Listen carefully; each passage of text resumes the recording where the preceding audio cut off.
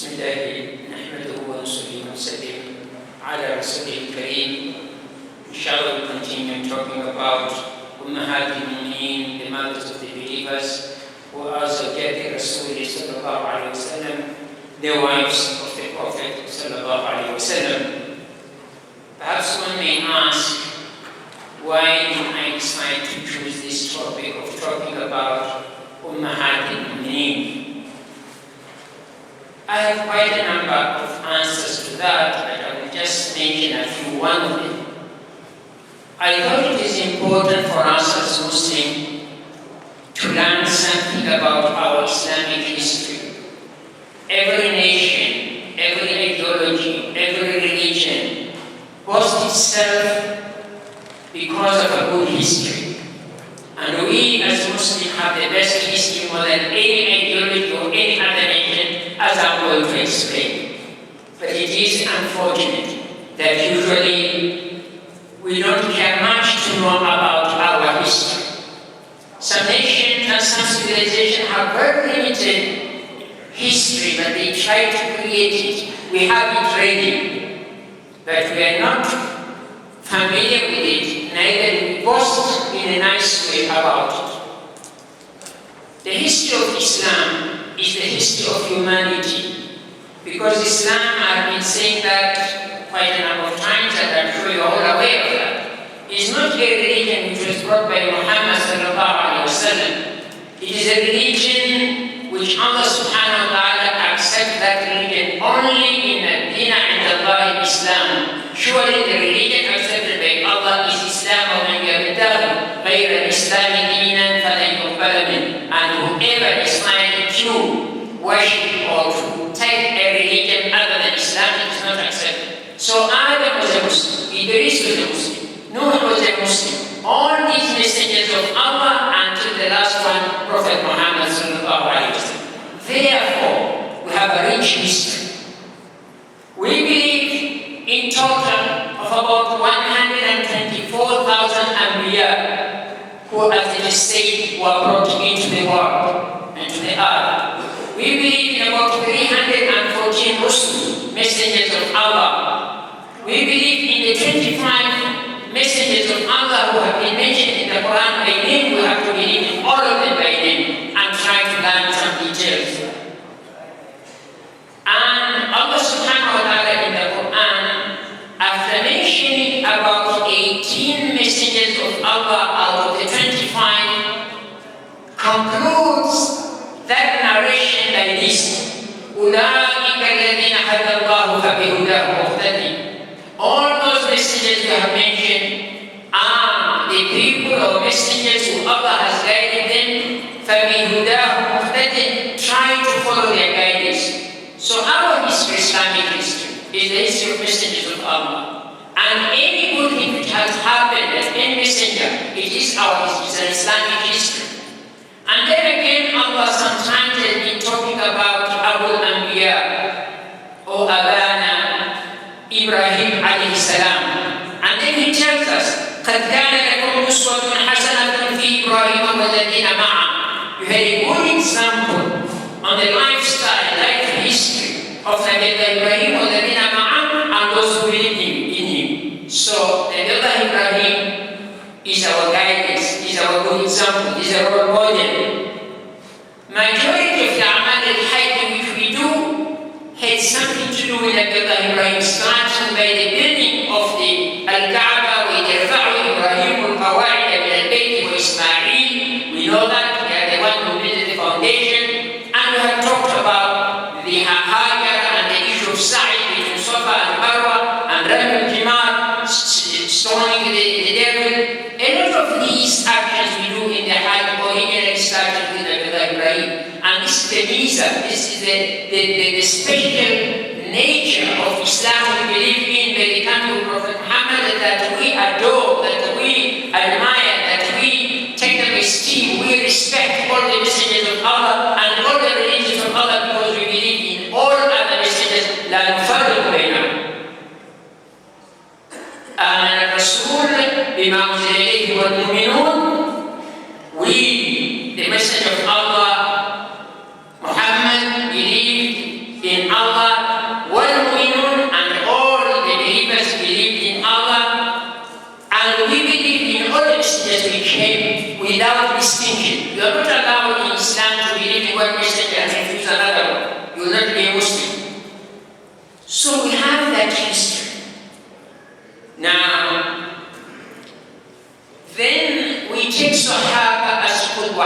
important to us. That's why we will come to talk about Ummahat al-Mu'minin, because these are the Sahaba, the lady Sahaba, Sahabiyat.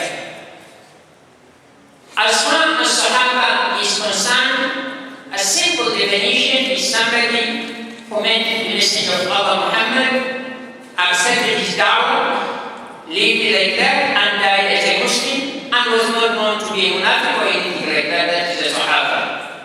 It is said that the number of Sahaba, contagious, not very precise, ranging from around 120,000 to 140,000 people who saw Prophet Muhammad and accepted him in his lifetime.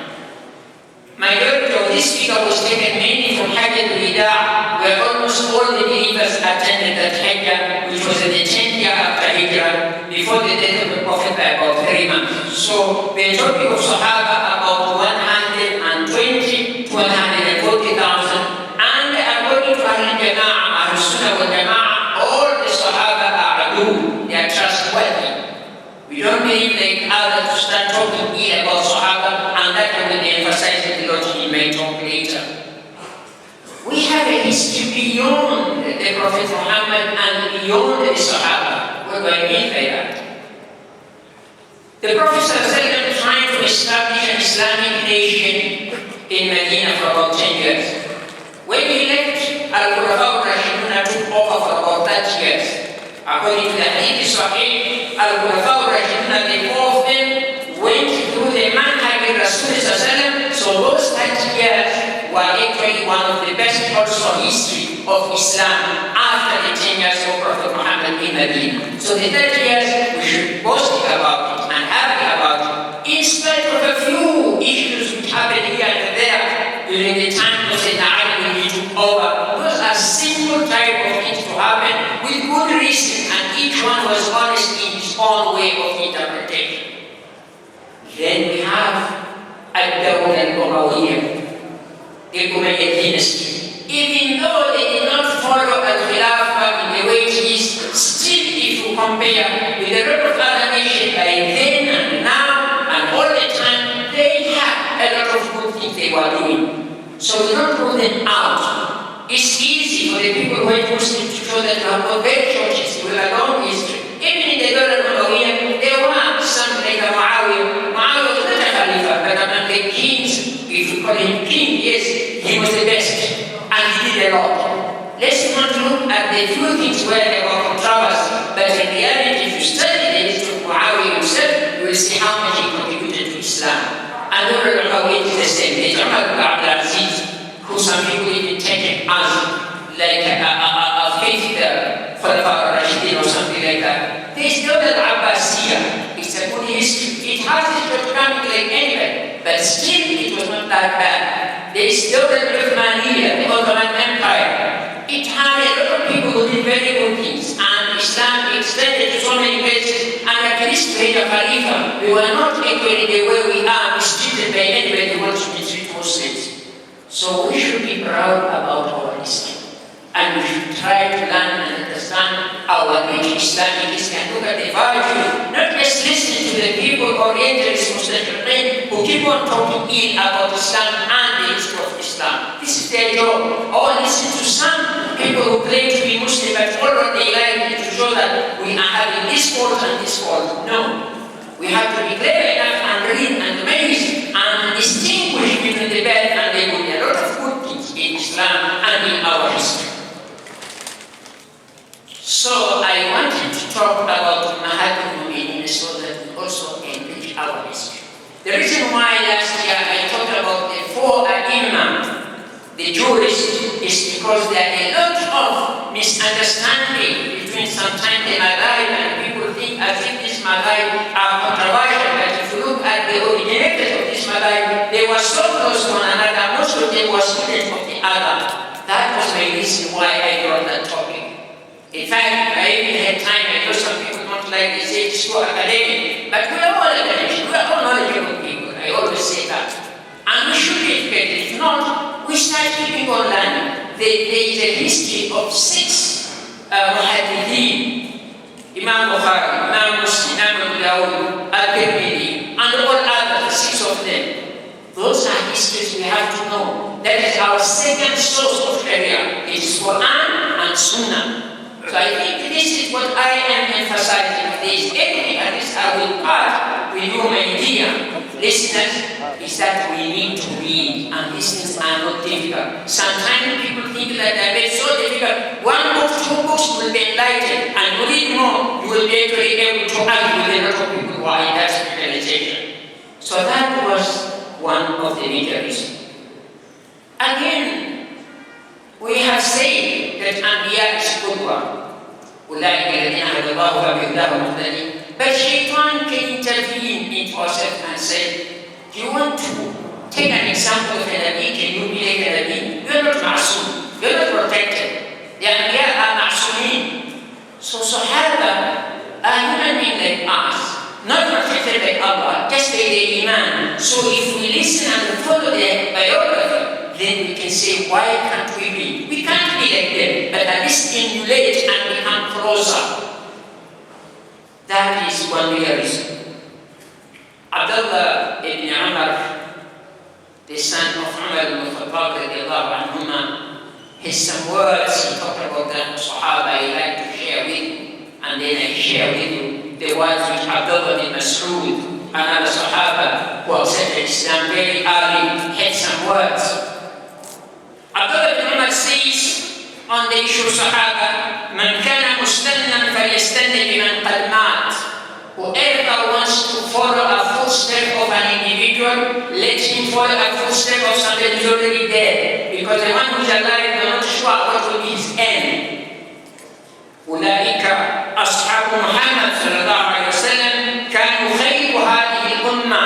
And I will explain why they are خير هذه الأمة, and I will quote the Qur'an and the Hadith so that they are خير هذه الأمة. So somebody should not just try to put on say this and that and show as if they were nothing. They were the best of this ummah, and the whole ummah from the beginning of Adam until the day of Judgment, there wouldn't be an ummah which is better than those people who are with the Prophet sallallahu alaihi wasallam. There's no question about it. And I will narrate some hadith, inshallah, today or tomorrow. He said, كانوا خير هذه الأمة أبرها قلوبا. They were most righteous people. أعمقها علما. They had deep knowledge. Why not? And the revelation of Qur'an comes in their presence, and the Prophet's sallam is with them, and Prophet's words and actions are sunnah. So they were أعمقها علما. وأقلها تكلفا. They were demanding very little. They don't want to disturb people. One of them is Sahabi, will be over the camel, over the horse, and he still drops. He will never tell somebody to take it for him, because they were trained to depend upon themselves and not ask services for other people. أقلها تكلفا. قوم اختارهم الله لصحبة نبيه. These are people Allah has chosen them to be the company of the Prophet sallallahu alaihi wasallam. And to transfer that religion of Islam from the time of Prophet Muhammad Sahaba to Tabi'in and the followers to Tabi'in after that until it reached us. تشبهوا بأخلاقهم وطرائقهم. He says, and this is Abdullah bin Umar, and we know who is Abdullah bin Umar, is one of the ulama of Medina. And I don't want to go into the details, but those who have learned about him, he's a great individual. He says, تشبهوا بأخلاقهم. Try to copy their behavior, how they behave, وطرائقهم, and their way of life. فهم أصحاب محمد. These Sahaba are the companions of the Prophet sallallahu alaihi wasallam. كانوا على الهدى المستقيم والله ورب الكعبة. That's what he says. They were following the straight path by Allah, the Lord of the Kaaba. And what does Abdullah bin Mas'ud say about the Sahaba? Simple two sentences. Abdullah bin Mas'ud says, and this is a very important Sahabi, he is the one who says, and he's not praising himself or boasting, it is the truth, that there is no verse in the Qur'an which I don't know when it was revealed and why it was revealed. And had I known somebody else who knows better than me, I would have gone to him. Abdullah bin Mas'ud radiallahu anhu. He says, إن الله نظر في قلوب العباد فوجد قلب محمد صلى الله الله عليه وسلم خير قلوب العباد فاصطفاه لنفسه فابتعثه برسالته. Allah looked at the hearts of the people and found that of course he knew even without looking. It's Allah, the one who created them. But just to make us understand, that Muhammad's heart was the best, and he chose him to be the messenger of Allah subhanahu wa ta'ala. Then he looked at the qulub al-ibad, he looked at the hearts of the people, and he found the Sahaba, the people who will be companions of the Prophet, had the best hearts. And then he chose them to be the Sahaba, to be the companions of the Prophet. Do you realize these people what they went through in the 13 years of Mecca? Do you realize what these people, even when they were establishing Islamic kingdom in Medina for 10 years, what they went through? They went through not less than 75 battles. Between Ghazwa, where the Prophet is there, and between Sabiya, where the Prophet was not there. These people sacrificed everything. Sacrificed their lives, sacrificed their wealth, sacrificed all what they had, their children, and all others for the sake of Allah and for the sake of this religion. Why some people dare to keep on insulting these people? Because it is to snatch from us that good history and the job which Rasulullah did for this ummah. He was a Murabbi and he was successful. Not only in the Darul Arqam where there were few people, but even outside and in the Madinah to Rasul, in the Masjid of Madinah to Rasul, where he was bringing up Muslim, and they were not like Bani Israel where they were told to go and fight one battle to Palestine. They said, "Idhab anta wa rabbuka faqatila inna hahuna qa'idun." You go with your Lord and fight where you once you win, then you will come back. It is what the people said in the Battle of Badr. إِذْهَبْ أَنْتَ نَقُولُ لَكَ إِذْهَبْ أَنْتَ وَرَبُّكَ فَقَاتِلَا إِنَّا مَعَكُمَا مُقَاتِلُونَ. You go with your Lord and fight, we are with you fighting. These are the Sahaba. Nobody should accept Sahabi just to be insulted in his presence, because if somebody insults you or insults your father or your brother, you accept, and nobody should accept the wives of the Prophet to be insulted whatever they are. And we're going to show what the Qur'an says about it. This period of the Sahaba is the best period. كُنْتُمْ خَيْرَ أُمَّةٍ أُخْرِجَتْ لِلنَّاسِ. You as a nation are the best people who came out among the nation. As I said earlier, there are no best period than the period of the Prophet. And he says in a hadith, reported by Imran ibn Husayn, reported by Bukhari, خيرهم قرون قبلي ثم الذين يلونهم ثم الذين يلونهم ثم الذين يلونهم. 2 times or 3. خير القرون, the best generation or century. Currently it is my century or generation. The Prophet said the generation when the Prophet was there. ثم الذين يلونهم, the next generation which is tabi'in. ثم الذين يلونهم, the next generation tabi'in. And Imran says in a hadith, I'm not very sure whether he said 2 times after his family or he said 3. If it is 3, it is tabi'in. And these are the next generation when after the Qur'an was compiled, when the Sunnah was compiled, when the fiqh started being put properly, when usul fiqh and other things were really properly done, when those 6 Sahaba who were Muhaddithin, Bukhari, Muslim and the others, this is the time when they were born and lived. So these are the best generation. That is why I want to talk about Ummahat al-Mu'minin, because they were living in the best generation. And Allah subhanahu wa ta'ala in the Quran so many times has praised the Sahaba by saying, Radiyallahu anhum wa radu anhu. May Allah bless them and Allah is pleased with them. I didn't want to quote that because there are very many of us talking like that. When you're talking about the Battle of Badr, when you talk about the Uhud, even they did a few mistakes and they said that they are forgiven. When you talk about Sulh al-Hudaybiyah, 1,400 people, when they gave the bay'ah to our Rasul sallallahu alaihi wasallam, Allah places them in the Quran. I think tomorrow, maybe I can finish something there with 1 or 2 minutes. I will try to talk how bad it is for somebody to insult the Sahaba. Let me narrate 2 hadiths. I think I can go beyond 40 minutes. I think about which watch or which clock will for me.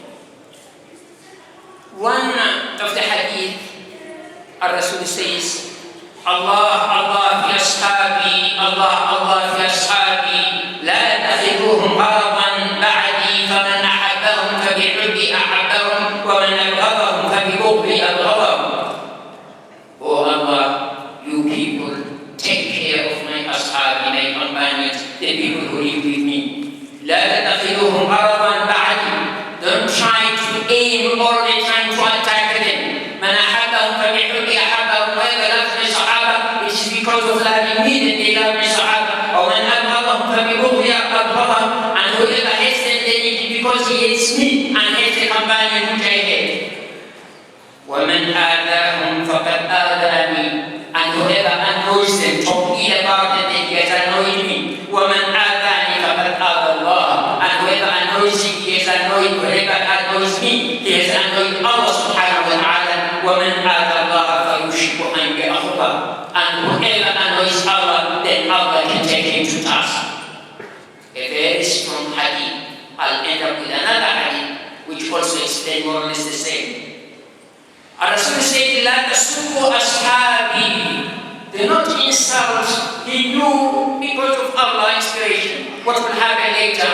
لا تسبوا أصحابي، لا تسبوا أصحابي. Do not insult my companion. فوالذي نفسي بيده, I take an oath for the ones whose my soul is under him, that is Allah. لو أن أحدكم أنفق مثل أحد ذهبا. If one of you gives in charity ذهبا, gold as big as the Jabal Uhud, he will not be able to compare himself to the Sahaba who has given out less than a kilo, or a kilo or half of it.